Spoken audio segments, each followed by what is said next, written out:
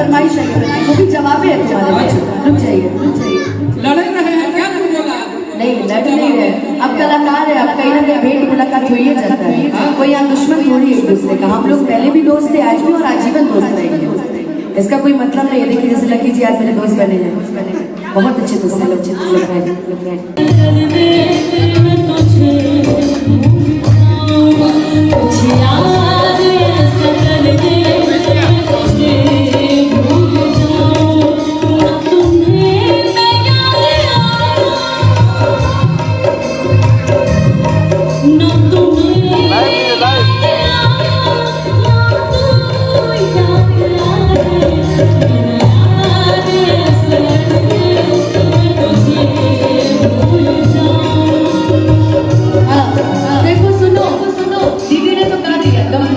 लेकिन गम में रोने का कोई फायदा नहीं, इसलिए दीदी के लिए तो उससे प्यार उसको बोलना बड़ी मुश्किल होता है, मैं समझ सकती हूँ, लेकिन फिर भी मैं कहूँगी कुछ याद